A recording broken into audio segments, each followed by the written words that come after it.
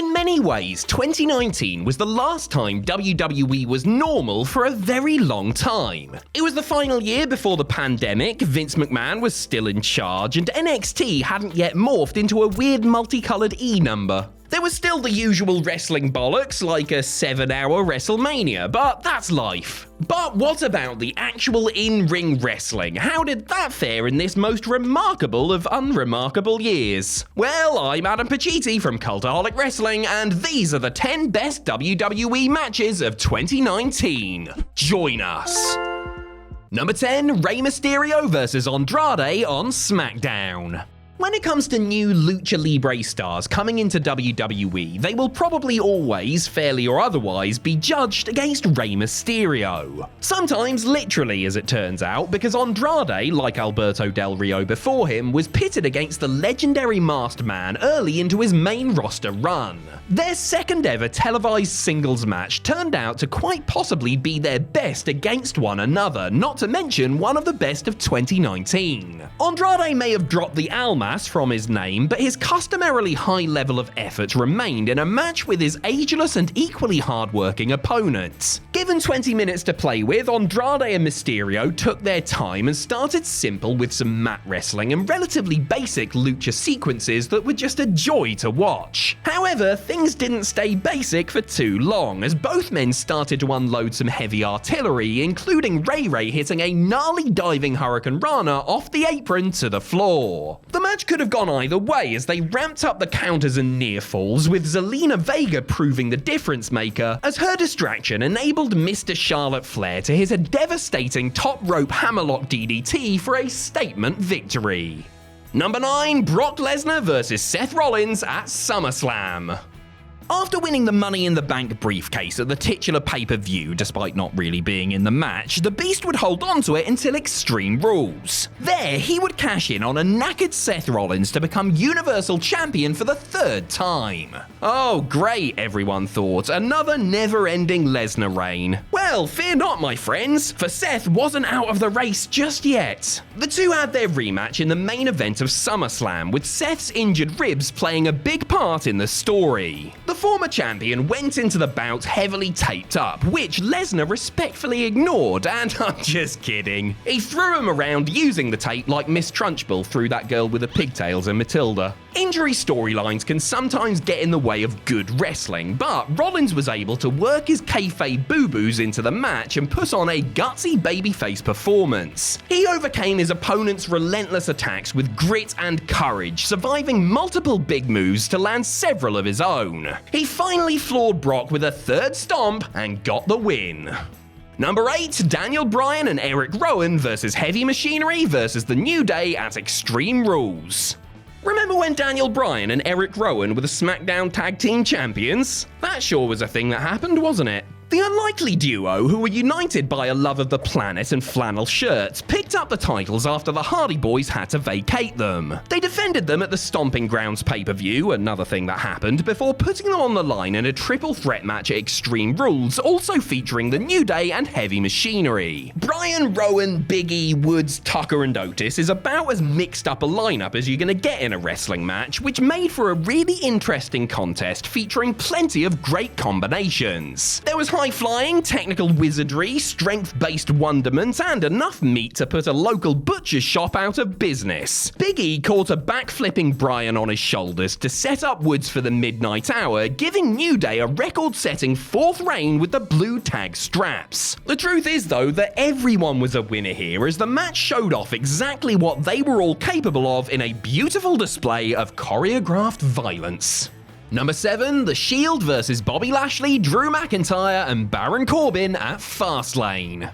2019 was the year Roman Reigns made his return to the ring after recovering from leukemia. It was also the year Dean Ambrose left WWE, so the company desperately crammed in as many Shield reunions as possible while they still could. For Roman's first match back in 6 months, he, Ambrose and Seth Rollins were put against the rather random combination of Bobby Lashley, Drew McIntyre and Baron Corbin. The build may have been baffling, but there was still plenty of hype around this match, and it did not disappoint. point. The chemistry between the Hounds of Justice was still very much there, and their opponents were of a very high standard, which resulted in plenty of slick action in this 25-minute affair. Do not worry, fans of Chaos, because they also brawled all around the arena and smashed Drew through the announce table. All three good guys hit their finishes on Corbin and executed a triple powerbomb to win the bout and end the show on a high note. This would be the last time these men ever wrestled together until WWE put on a live event called The Shield's Final Chapter 2 months later.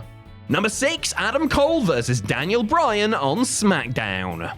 So we're not going to count any matches from NXT on this one, as it still felt like a separate property in 2019, but NXT matches that happened on main roster shows? Completely fair game. As most of WWE's roster was stuck in Saudi Arabia after Crown Jewel due to mechanical issues with their plane, Triple H took the opportunity to show off his collection of indie misfits by booking a black and gold invasion on the November 11th edition of SmackDown. Because Vince was dealing with the Saudi problem, Trips decided to book a dream match while he could, pitting NXT champion Adam Cole against challenger Daniel Bryan in a 20-minute clash. Hey, maybe mechanical issues should have happened more often. This was everything you would expect from two ex-Ring of Honor world champions. Crisp, clean action, realistic selling, sensational drama, all from a contest that only had a couple of hours worth of build. Even Papa H wasn't mad enough to give Bryan the belt, but a predictable result did nothing to harm this delightful surprise treat, which helped set in motion NXT's addition to Survivor Series later in the month.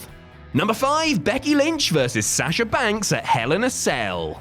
There were two Hell in a Cell matches on the 2019 edition of the titular pay-per-view. One was the utterly disastrous Rollins vs Fiend match we will never speak about again, so thank God the other one was a total barn burner. Becky Lynch, who had won the Raw Women's Championship in the main event of WrestleMania, had lost to Sasha Banks at Clash of Champions via DQ. The boss, who had recently returned to TV and turned heel, demanded a rematch, which the man was all too happy to accept. Though Banks had been in the cell before, this was Lynch's debut inside the big red cage. You couldn't tell though, because these two worked together beautifully to weave their storied history into a vicious, violent fight. The pair were scrapping before the match even started, and things only got more extreme once the cell door was closed. Meteors on chairs, kendo stick-assisted bank statements, suplexes into chair piles. This match had it all, with Becky forcing Sasha to submit to the disarmer to finally bring this epic encounter to an end. If only her future husband had done half as well in the night's main event. Sorry. Number 4, the Men's Survivor Series match at Survivor Series.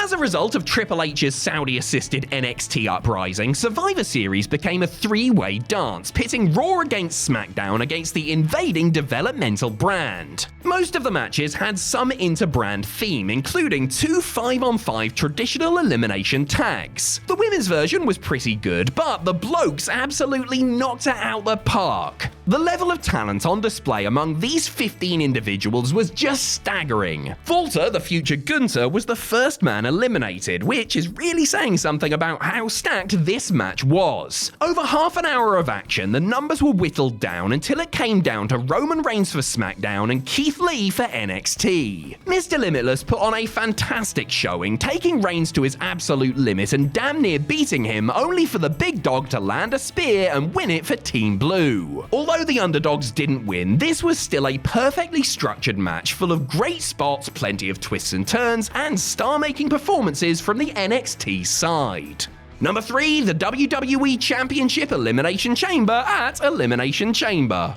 Were it not for a poorly timed injury, Mustafa Ali would have taken part in the WWE Championship Elimination Chamber match at the 2019 event. Instead, he was replaced by a member of the New Day, some lad called Kofi Kingston. After impressing in a gauntlet match on SmackDown, Kingston started to receive a groundswell of support from the fans, who all suddenly seemed to realise that he had been at the top of his game for over a bloody decade. This support continued inside the chamber, where Kingston was joined by Randy Orton, Samoa Joe, AJ Styles, Jeff Hardy, and defending WWE Champion Daniel Bryan. Kofi valiantly fought his way to the final 2, even eliminating old enemy Randy Orton in the process, but fell just short of the mark when Bryan pinned him to retain the gold. Even without all the Kofi stuff, this was still a fantastic chamber match full of talented stars who made good on the environments. But there is no denying that Kingston was the driving force here. His story had captivated the WWE Universe, who had become so invested in seeing him win and were absolutely crushed when he didn't.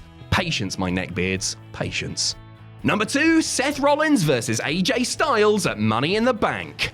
Prior to besting Brock Lesnar at SummerSlam, Seth Rollins also unseated the Beast at WrestleMania 35, winning the Universal Championship from him in the night's brief but highly entertaining opener. His first pay-per-view defense was set for Money in the Bank, and his opponent was definitely not going to cut their match short so that he could beat the traffic. AJ Styles earned the right to face Rollins, beginning a slow heel turn in the process. He was still mostly a babyface going into the match, but was certainly acting more aggressively, which gave their encounter just that bit more intrigue. That said, Styles and Rollins could have been fighting over who got to make dinner, and the actual wrestling would have still been great, obviously. Two generational talents going head-to-head over a world title rarely disappoints, and this example did not buck that trend. This hyper-athletic display of speed, skill, and coordination blew everybody away, with the apex coming when Styles somehow reversed a stomp into a picture-perfect Styles clash. Is that even scientifically possible? Someone call Bill Nye. Rollins managed to retain, but the result could have easily been different on another day. Number 1, Daniel Bryan vs Kofi Kingston at WrestleMania 35.